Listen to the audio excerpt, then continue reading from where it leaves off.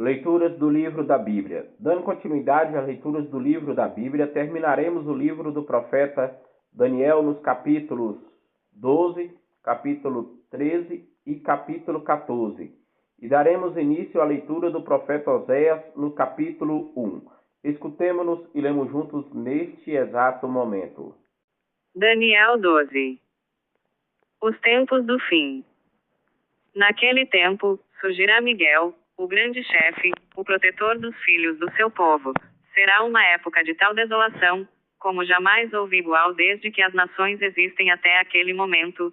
Então, entre os filhos de teu povo, serão salvos todos aqueles que se acharem inscritos no livro. Muitos daqueles que dormem no pó da terra despertarão, uns para uma vida eterna, outros para a ignomínia, a infâmia eterna. Os que tiverem sido inteligentes fugirão como o brilho do firmamento, e os que tiverem introduzido muitos nos caminhos da justiça luzirão como as estrelas, com um perpétuo resplendor.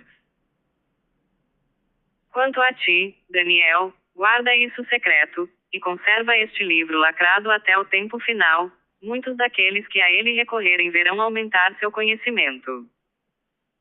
Continuei a olhar, vi dois outros personagens mantendo-se cada um sobre uma das margens do rio. Um deles disse ao homem vestido de linho que estava em cima do rio: para quando o fim dessas coisas prodigiosas?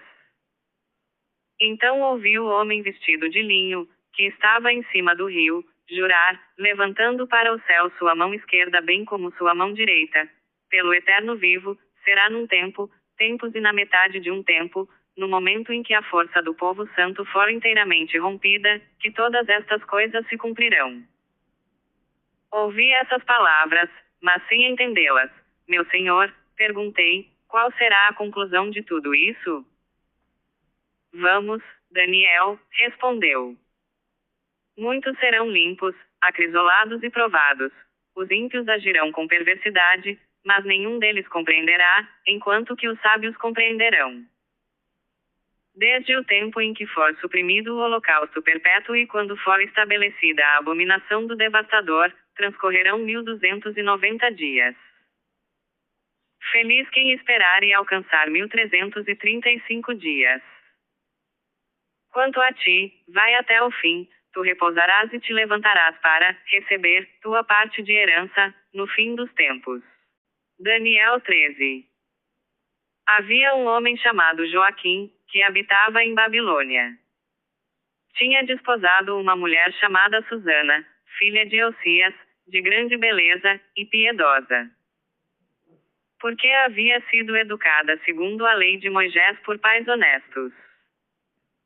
Joaquim era sumamente rico. Junto à sua casa havia um pomar. Os judeus reuniam-se frequentemente em casa dele, porque gozava de uma particular consideração entre seus compatriotas. Haviam sido nomeados juízes, naquele ano, 2 anciãos do povo, aos quais se aplicava bem a palavra do Senhor. A iniquidade surgiu, em Babilônia, de anciãos juízes que passavam por dirigentes do povo. Esses 2 personagens frequentavam a casa de Joaquim, aonde vinham consultá-los todos aqueles que tinham litígio. Lá pelo meio-dia, quando toda essa gente tinha ido embora, Susana vinha passear no jardim de seu marido. Os 2 anciãos viam-na portanto todos os dias durante seu passeio, tanto que se apaixonaram por ela e, perdendo a justa noção das coisas, desviaram os olhos para não ver mais o céu e não ter mais presente no espírito a verdadeira regra de comportamento. Ambos foram atingidos pelo amor a Susana, mas sem se confiarem mutuamente sua emoção. Tinham vergonha de declarar um ao outro o desejo que sentiam de possuí-la. Todos os dias, inquietos, procuravam avistá-la. Uma vez disseram um ao outro: vamos para casa. Mas, havendo ambos retrocedido, encontraram-se novamente no mesmo lugar. Perguntando um ao outro qual o motivo de sua volta, confessaram-se sua concupiscência, combinaram então um encontro onde a pudessem surpreender sozinha. Enquanto calculavam qual seria o momento propício, eis que Susana chegou como de costume, com 2 empregadas, e tomou a resolução de banhar-se, pois fazia calor. Lá não havia ninguém, salvo os 2 anciãos escondidos, que a espreitavam. Trazei-me, disse ela às 2 empregadas, óleo e ungüentos, e fechai as portas do jardim, para eu me banhar. O que elas fizeram por sua ordem, as portas do jardim estando fechadas, saíram pela porta do fundo para ir buscar os objetos pedidos, ignorando que os anciãos lá se achavam escondidos. Apenas saíram, os 2 homens precipitaram-se em direção de Susana. As portas do jardim estão fechadas, disseram-lhe, ninguém nos vê, ardemos de amor por ti, aceita, e entrega-te a nós. Se recusares, iremos denunciar-te, diremos que havia um jovem contigo, e que foi por isso que fizeste sair tuas servas. Susana exclamou tristemente, que angústias me envolvem por todos os lados. Consentir, eu seria condenada à morte. Recusar, nem assim eu escaparia de vossas mãos. Não, prefiro cair, sem culpa alguma, em vossas mãos, do que pecar contra o Senhor. Susana soltou grandes gritos, e os 2 anciãos gritavam também contra ela. E um deles, correndo às portas do jardim, abriu-as. Com essa balbúrdia, os criados precipitaram-se pela porta do fundo para ver o que havia acontecido. Os anciãos se puseram a falar, e os criados enrubesceram, pois jamais nada de semelhante fora dito de Susana. No dia seguinte, os 2 anciãos, cheios de criminosas intenções contra a vida de Susana, vieram à reunião que se realizava em casa de Joaquim, marido dela. Disseram, diante da assembleia, mandem buscar Susana, filha de Elcias, a mulher de Joaquim. Foram-na buscar. E ela chegou com seus pais, seus filhos e os membros de sua família. Era delicada e bela de rosto. Aqueles homens perversos exigiam que ela retirasse seu véu, pois estava velada, a fim de poderem, pelo menos, fartar-se de sua beleza. Os seus choravam, assim como seus amigos. Os 2 anciãos levantaram-se à vista de todos, e pousaram a mão sobre sua cabeça. Enquanto ela, debulhada em lágrimas, mas com o coração cheio de confiança no Senhor, olhava para o céu. Os anciãos disseram então, quando passeávamos pelo jardim, ela entrou com 2 servas. Então, um jovem que se achava escondido ali, aproximou-se e pecou com ela. Nós nos encontrávamos num recanto do jardim. Diante de tal desvergonhamento, corremos para eles e os surpreendemos em flagrante delito. Não pudemos agarrar o homem, porque era mais forte do que nós, e fugiu pela porta aberta. Nós a apanhamos. Confiando nesses homens, que eram anciãos e juízes do povo, condenaram Susana à morte. Então ela exclamou bem alto, Deus eterno, vós que penetrais os segredos, que conheceis os acontecimentos antes que aconteçam. Sabeis que isso é um falso testemunho que levantaram contra mim, vou morrer, sem nada ter feito do que maldosamente inventaram de mim. Deus ouviu sua oração. Como a levassem para a morte, o Senhor suscitou o espírito íntegro de um adolescente chamado Daniel, que proclamou com vigor, sou inocente da morte dessa mulher. Todo mundo virou-se para ele. O que significa isso? Perguntaram-lhe. Então, no meio de um círculo que se formava, disse, Israelitas, estáis loucos. Eis que condenais uma israelita sem interrogatório, sem conhecer a verdade. Recomeça o julgamento, porque é um falso testemunho a declaração desses 2 homens contra ela. O povo apressou-se em voltar, os anciãos disseram a Daniel, vem sentar conosco e esclarece-nos, pois Deus te deu o privilégio da velhice. Separai-os um do outro, exclamou Daniel, e eu os julgarei. Foram separados. Então Daniel chamou o primeiro e disse-lhe, velho perverso, eis que agora aparecem os pecados que cometeste outrora em julgamentos injustos. condenando os inocentes e absolvendo os culpados. Vamos, se realmente a viste, dize-nos debaixo de qual árvore os viste juntos. Debaixo de um lentisco, respondeu. Ótimo, continuou Daniel, eis a mentira, que pagarás com tua cabeça. Eis aqui o anjo do Senhor que, segundo a sentença divina, vai dividir teu corpo pelo meio. Afastaram o homem. Daniel mandou vir o outro e disse-lhe, filho de Canaã. Tu não és judeu, foi a beleza que te seduziu, e a concupiscência que te perverteu. Foi assim que sempre fizeste com as filhas de Israel, as quais, por medo, entravam em relação convosco, mas eis uma filha de Judá que não consentiu no vosso crime. Vamos, dize-me sob qual árvore o surpreendeste em intimidade, sob um carvalho. Ótimo, respondeu Daniel, tu também proferiste uma mentira que vai te custar a vida. Eis aqui o anjo do Senhor, que empunha a espada, prestes a serrar-te pelo meio para te fazer perecer.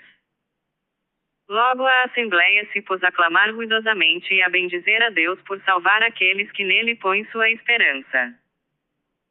Toda a multidão revoltou-se então contra os dois anciãos, os quais, por suas próprias declarações, Daniel provou terem dado falso testemunho. De acordo com a lei de Moisés, aplicaram o tratamento que tinham querido infligir ao seu próximo. Foram mortos, assim, naquele dia, foi poupada uma vida inocente. Eucias e sua mulher louvaram a Deus por sua filha Susana, com Joaquim, seu marido, e todos os seus parentes, pois nada de desonesto havia sido encontrado em seu proceder. E Daniel gozou, desde então, de uma alta consideração entre seus concidadãos. Tendo-se reunido o rei Astides a seus antepassados, Ciro, o persa, subiu ao trono. Daniel 14. Daniel era conviva do rei e o mais honrado de todos os seus íntimos. Ora, os babilônios tinham um ídolo chamado Bel, cuja despesa diária era de 12 artabes de farinha, 40 carneiros e 6 medidas de vinho. O rei prestava culto ao ídolo e diariamente ia adorá-lo. Daniel, porém, adorava seu Deus. O rei disse-lhe, um dia, por que não adoras Bel? Porque, respondeu Daniel, não venero o ídolo feito pela mão do homem, mas sim o Deus vivo que criou o céu e a terra e que exerce seu poder sobre todo homem. Assim sendo, continuou o rei, Bel não te parece ser um Deus vivo. Não vês o que ele come e o que ele bebe todos os dias?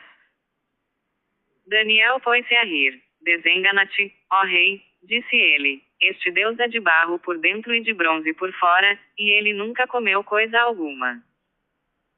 Irritado, o rei mandou vir seus sacerdotes e lhes disse, se não me disserdes quem come essas oferendas, morrereis. Mas se me provardes que é Bel quem as absorve, será Daniel quem morrerá, pois terá blasfemado contra ele. Daniel respondeu ao rei, que se faça segundo tu o dizes. Os sacerdotes de Bel eram 70 em número, sem contar suas mulheres e filhos. O rei foi com Daniel ao templo de Bel. Os sacerdotes disseram, nós saímos, manda trazer, ó rei, os alimentos e o vinho misturado.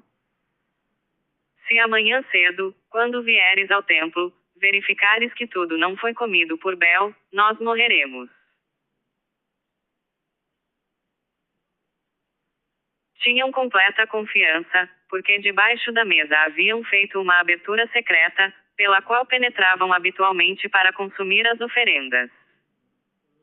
Mas, após a saída deles, quando o rei acabava de depor as oferendas diante de Bel, Daniel ordenou aos criados trazerem cinza, a qual espalhou pelo templo todo na presença do rei.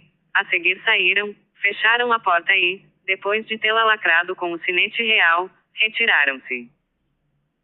Durante a noite, os sacerdotes introduziram-se como de costume, no templo, com suas mulheres e filhos, comeram e beberam tudo.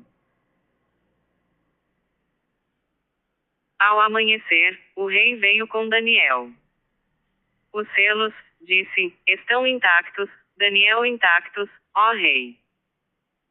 Logo que a porta foi aberta, o rei olhou para a mesa e exclamou, tu és grande, ó Bel. Tu não nos enganaste. Mas Daniel pôs-se a rir e impediu o rei de entrar mais adiante. Olha o chão, disse-lhe, de quem são estes passos? Vejo de fato, respondeu o rei, passos de homens, de mulheres e de crianças, e uma cólera violenta apoderou-se dele. Então mandou prender os sacerdotes com suas mulheres e filhos, os quais lhe mostraram as entradas secretas por onde se introduziam para vir consumir o que havia na mesa. O rei mandou matá-los e pôs Bel à disposição de Daniel, que o destruiu, assim como seu templo. Lá havia também um grande dragão, que os babilônios veneravam. O rei disse a Daniel, pretenderas também dizer que aquele é de bronze? Vive, come, bebe, tu não podes negar que seja um Deus vivo. Adora-o então. Eu adoro, replicou Daniel, unicamente o Senhor meu Deus, porque ele é um Deus vivo. Ó rei, dá-me licença para fazê-lo, e, sem espada nem bastão, matarei o dragão. Eu tá concedo, disse o rei. Então Daniel tomou breu, gordura e pelos, cozinhou tudo junto, e com isso fez umas bolas e meteu-as na boca do dragão, que estourou e morreu. Daniel exclamou, eis aí o que adoráveis. Quando os babilônios souberam, ficaram sumamente indignados, e amotinaram-se contra o rei aos gritos de o rei tornou-se judeu. Destruiu Bel. Vieram à presença do rei e disseram-lhe, entrega-nos Daniel. Diante da violência com que o ameaçavam, o rei viu-se forçado a entregar-lhes Daniel.